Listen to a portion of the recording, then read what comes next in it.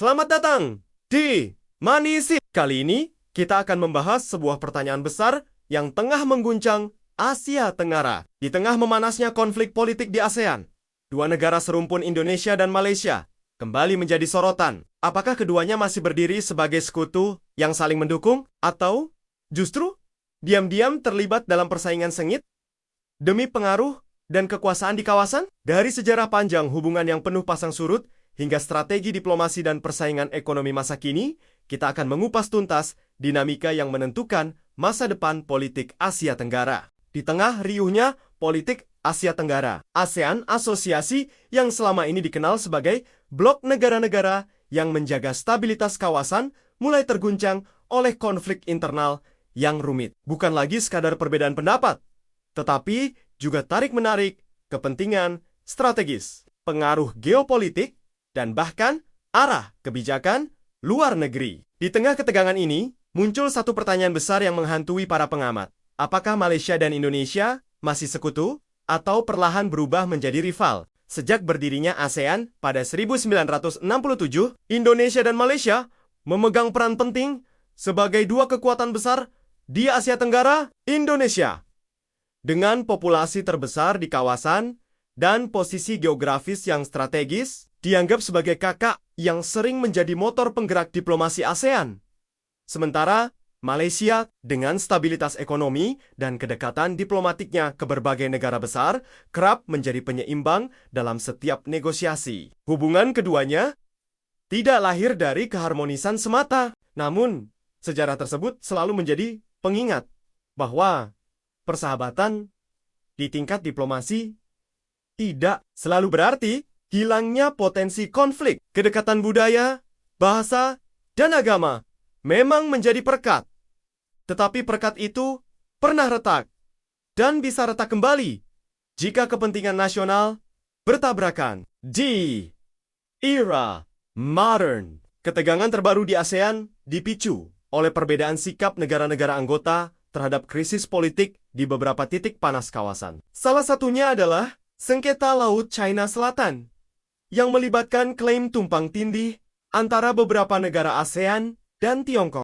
Indonesia yang tidak mengakui klaim 9 garis putus Tiongkok mengedepankan diplomasi keras dan patroli maritim yang tegas di sekitar Natuna. Malaysia, meski juga memiliki klaim, memilih pendekatan yang lebih pragmatis, menghindari konfrontasi terbuka, dan menjaga hubungan dagang dengan Beijing. Perbedaan strategi ini mulai menimbulkan ketidaksinkronan di meja diplomasi ASEAN.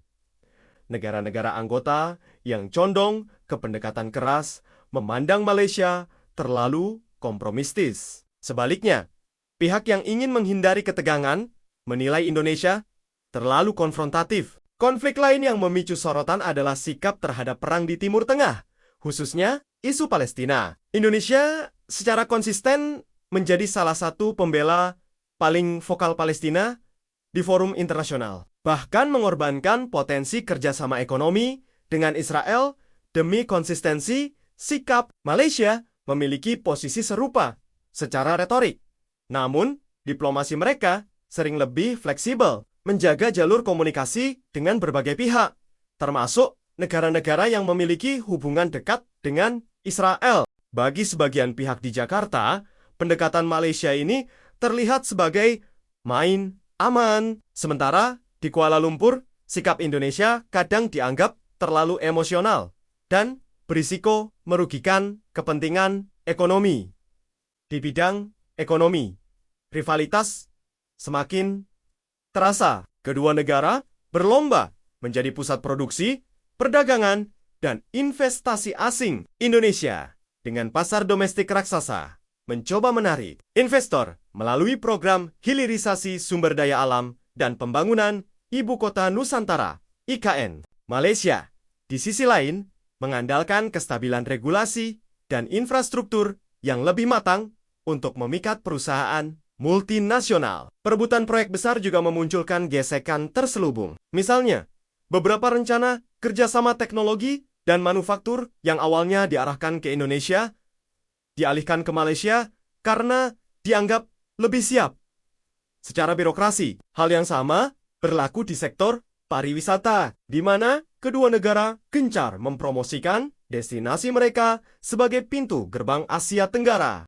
Meski ada persaingan, hubungan pertahanan tetap terjaga. Latihan militer bersama, seperti Laga Bumarindo, menunjukkan bahwa kedua negara sadar akan pentingnya kerjasama menghadapi ancaman eksternal. Namun, di balik layar, masing-masing tetap memperkuat kapabilitas pertahanan sendiri, terutama di wilayah perbatasan seperti Kalimantan dan Laut Natuna. Bagi militer Indonesia, sejarah konfrontasi 1960-an tetap menjadi pengingat bahwa politik bisa berubah sewaktu-waktu. Sementara, bagi Malaysia, kedekatan geografis dengan Indonesia berarti mereka harus selalu siap menghadapi skenario tak terduga, meski kecil kemungkinannya. Di forum ASEAN, siapa yang memimpin arah kebijakan sering menjadi isu sensitif. Indonesia, dengan kekuatan politik dan ekonominya, merasa memiliki tanggung jawab memimpin. Namun, Malaysia kerap memposisikan diri sebagai mediator yang mampu menjaga keseimbangan, terutama ketika ada ketegangan antara anggota ASEAN dan kekuatan besar dunia. Konflik terbaru di ASEAN membuat persaingan ini semakin jelas. Negara-negara seperti Filipina dan Vietnam cenderung mendukung pendekatan tegas ala Indonesia. Sementara, Laos dan Kamboja lebih nyaman dengan gaya diplomasi Malaysia. Persaingan kepemimpinan ini terkadang tidak terlihat di depan publik, tetapi terasa jelas dalam pertemuan tertutup, di mana lobi-lobi politik menentukan arah keputusan kolektif ASEAN. Tidak bisa dipungkiri, dinamika hubungan Indonesia-Malaysia juga dipengaruhi kekuatan eksternal. Amerika Serikat, misalnya, melihat Indonesia sebagai mitra strategis dalam menahan pengaruh Tiongkok di Asia Tenggara, sementara Malaysia dianggap sebagai mitra ekonomi yang penting. Tiongkok sendiri memanfaatkan pendekatan yang berbeda kedua negara. Kepada Malaysia, mereka menawarkan investasi besar di infrastruktur dan energi. Kepada Indonesia, mereka berfokus pada perdagangan dan proyek hilirisasi nikel. Di Timur Tengah, negara-negara seperti Arab Saudi dan Uni Emirat Arab berusaha menjaga hubungan baik dengan keduanya, melihat potensi pasar dan pengaruh diplomasi mereka di dunia Islam. Di tingkat rakyat, hubungan Indonesia dan Malaysia seringkali terlihat hangat. Ribuan pekerja migran Indonesia di Malaysia menjadi jembatan hubungan antar warga, budaya, bahasa, dan agama yang serupa membuat kedua bangsa terasa dekat. Namun, tidak jarang terjadi gesekan, terutama terkait isu pekerja migran dan klaim budaya. Kontroversi seperti perebutan warisan kuliner, tarian, atau lagu tradisional kadang memicu sentimen nasionalisme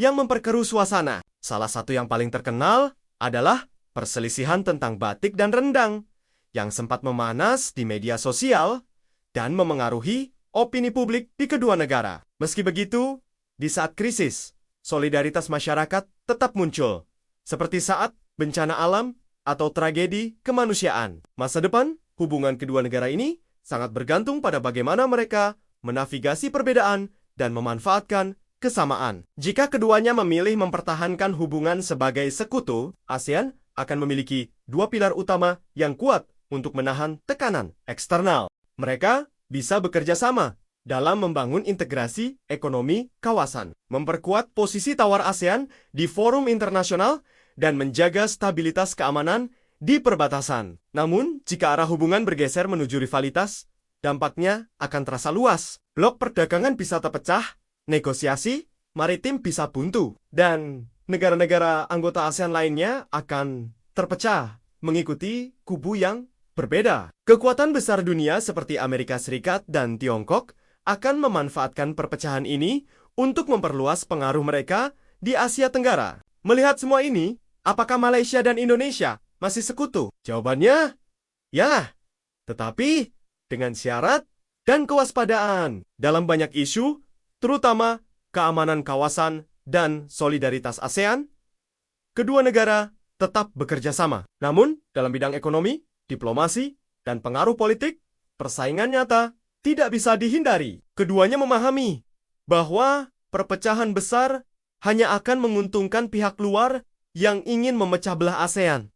Tetapi mereka juga sadar bahwa menjadi nomor satu di Asia Tenggara adalah gengsi yang sulit dilepaskan. Konflik ASEAN yang sedang berlangsung hanyalah ujian terbaru dalam hubungan panjang Indonesia dan Malaysia. Di masa depan, dunia akan terus berubah dan peta kekuatan Asia Tenggara akan terus bergeser. Pertanyaannya adalah, apakah kedua negara ini akan memilih berjalan bersama sebagai pilar kekuatan ASEAN? Ataukah perlahan saling menjauh hingga menjadi rival yang bersaing memperebutkan pengaruh? Satu hal yang pasti, hubungan mereka akan terus menjadi salah satu faktor penentu masa depan politik dan keamanan Asia Tenggara. Dan bagi dunia, mata akan terus tertuju pada bagaimana dua bangsa serumpun ini menulis bab berikutnya dalam sejarah mereka sebagai sekutu, setia, atau rival abadi. Itulah pembahasan kita tentang hubungan Indonesia dan Malaysia di tengah konflik ASEAN yang memanas. Apakah keduanya akan terus berjalan bersama sebagai sekutu? Atau perlahan berubah menjadi rival yang bersaing, memperebutkan pengaruh? Menurut kamu, langkah apa yang sebaiknya diambil agar kedua negara tetap solid dan ASEAN tetap kuat di mata dunia? Tulis pendapat kamu di kolom komentar, karena kita ingin tahu bagaimana pandangan kamu soal masa depan kawasan ini. Kalau kamu suka pembahasan seperti ini, jangan lupa untuk like video ini, subscribe channel Moneyset, dan nyalakan lonceng notifikasinya, supaya kamu nggak ketinggalan analisis terbaru seputar ekonomi, politik, dan isu-isu global yang memengaruhi masa depan kita. Sampai jumpa di video berikutnya.